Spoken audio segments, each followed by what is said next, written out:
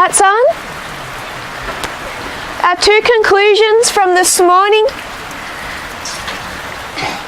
The first thing we came to understand was 1984 marked a change in beast from old world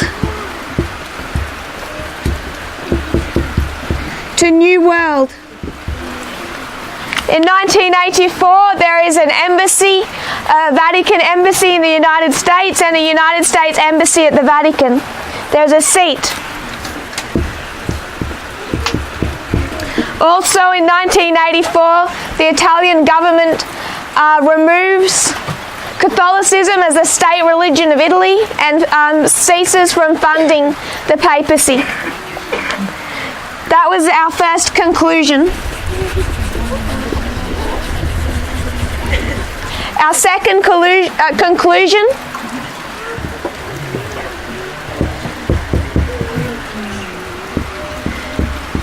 that between 9/11 and our close of probation at Raffia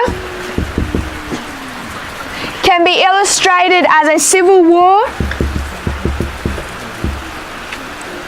or a revolution.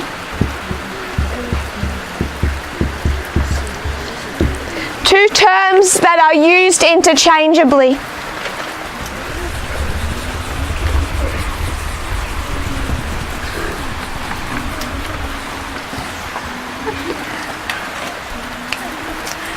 You may have noticed a trend in our studies, and this really brings in all of our studies.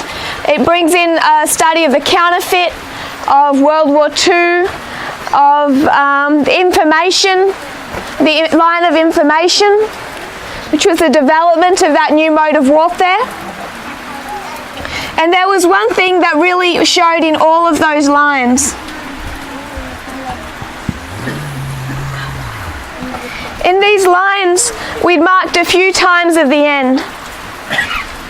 We'd marked 1989. We'd marked 1939. We'd marked 1899. It's the time of the end for the counterfeit. The raising up of Eugenio Pacelli, the counterfeit of William Miller. And we also recognized 1798 is also the time of the end. 1798, though, is a little bit of a different year. 1798 from the counterfeit is the scattering. Within 1798, you know that there's a 10-year period of time. That 10 years is the French Revolution. From 1789 to 1799.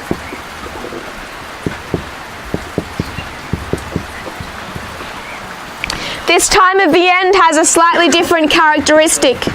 Comes 1 year too early. What about our other times of the ends? Can you mark a period of 10?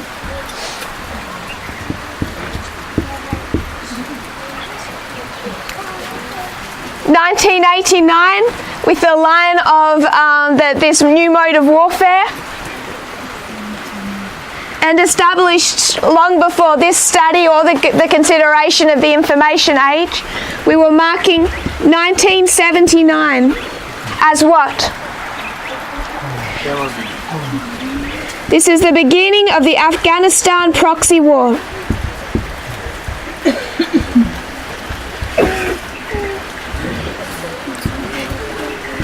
It's a 10-year proxy war between the King of the North and the King of the South. Between the Soviet Union and the United States. Also in 1979, we can mark the Pope, John Paul II, welcomed at the White House as our new friend.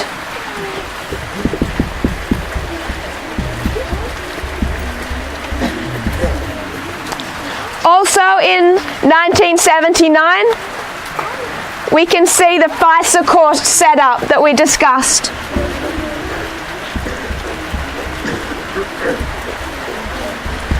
So 10 years before a time of the end is a sign.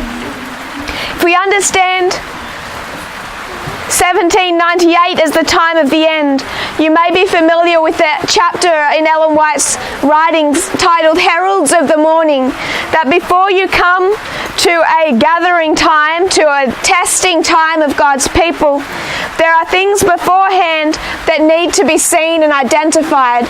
God doesn't just bring a message without warning us that a message or this testing time is coming.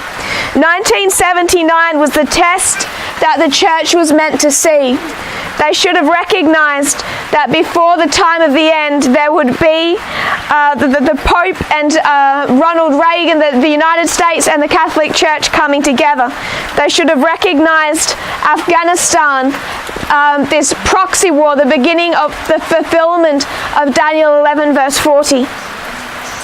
But then we also go back 10 years, we did this, and marked 1969, when we considered the information age and we considered the World Wide Web invented in 1989. We understand that the new mode of warfare is now cyber, it's online. And when was the internet developed, invented? 1969. Then we considered 1939 as a time of the end. The beginning history, the alpha history. Can we mark it 10 years before 1939? 1929. We established a lot in 1929. Here you can see Stalin removing his last opponent in the Soviet Union. Hitler begins his meteoric rise. You have the Great Depression and the crash of Wall Street. Probably one of the most significant would be the Lateran Treaty.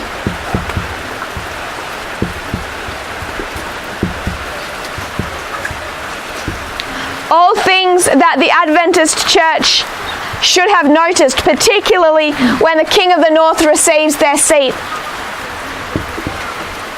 If you're Adventist and you understand 1798 and the deadly wound, you step up and take notice when the Lateran Treaty is signed.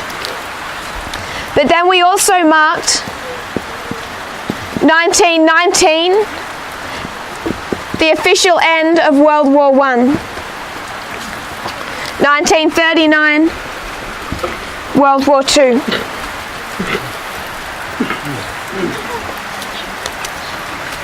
You could go back even further. 1909 is a significant waymark for Adventism. 1909 was the last general conference that Ellen White attended.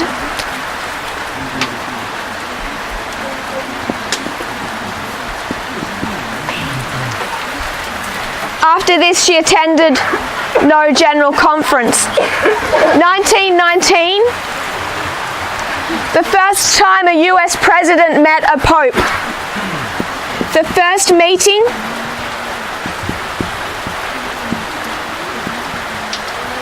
between a pope and a US president.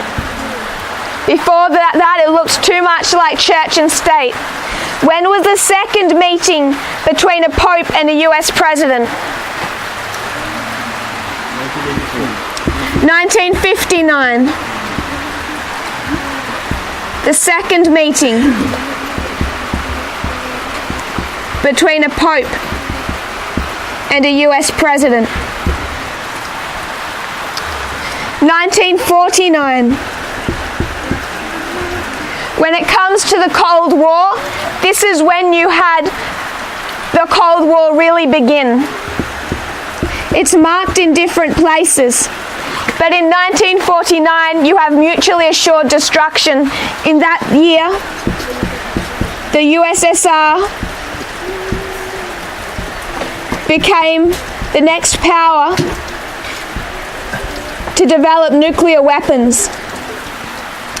You had a Cold War because both world superpowers had nuclear weapons, and both had nuclear weapons in the year 1949. With that year, then marked the division between East and West in Germany. You have the forming of the two alliances. Both sides draw up NATO, the United States and all of their allies coming into union, the Soviet Union and all of its allies forming Comecon. Now the entire world is split between East and between West. So what we've marked is 1909, 19, 29, 39, 49, 59, 69, 79 and 89. We can establish that principle just on the periods of the 10 that occur before a time of the end. You want to go back 1889 takes you to the birth of Hitler, who is our King of the North in this history. We marked 10 years after the time of the end, 1999. 1999 is when you have Vladimir Putin become president of Russia.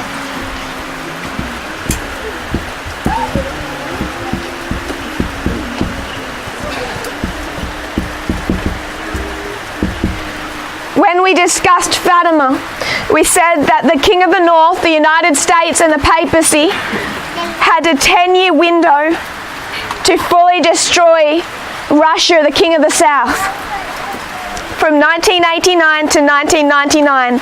Once Vladimir Putin becomes president in 1999, it's going to be significantly harder to take down that country.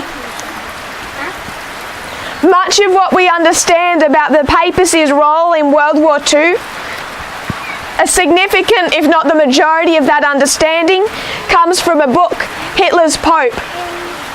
You look at the page numbers in that book and the information that's given in it. I'm not saying that it's inspired, it's not, but I do believe that God directed the publication of that book. For example, that book has about 300 pages. Which page in that book ties Hitler's Pope to Fatima? Page 273. Much in that book, that book gives us the alpha history of the papacy. That book is published in 1999.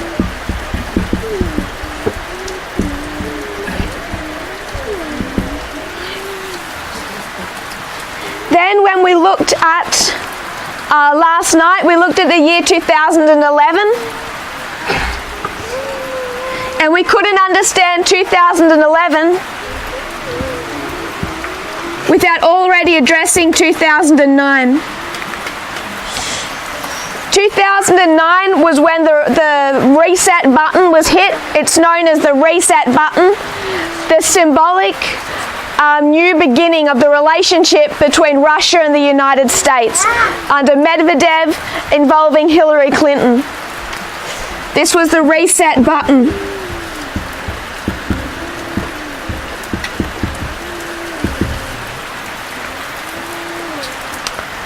Also, when you consider the internal civil war going on in the papacy, this is the year that begins the chain of events that causes Pope Benedict to step down in the election of Pope Francis. And that was when Archbishop Vigano, he was an archbishop, I called him a cardinal I think at one stage, Archbishop Vigano became head of the Vatican Bank, and that began the chain of events that led to the stepping down of Pope Benedict. It also was the year that Donald Trump began sending out political messages, political leaning messages over the internet. Something that he continued well into his campaign, continues today. This political drive where he sends out these messages attacking his enemies via Twitter began in 2009. You can actually mark the day he begins to do that. All that we've done now is mark 10 years, a 10-year cycle with a chain of events that we're meant to recognise. We could already do that, recognising the French Revolution was a 10-year period of time, that there's 10 years till 1939, and this has been established in the movement for quite some time, understanding this 10-year Afghanistan war as something the church was meant to recognise, to see. And this is where we first begin noticing 2019. What then is 2019? If every 10 years marks something that we're meant to recognise in a particular way.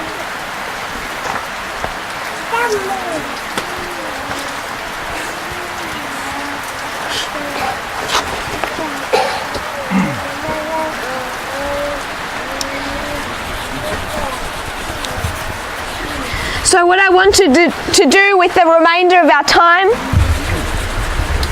I'm hoping to complete it tonight, so some of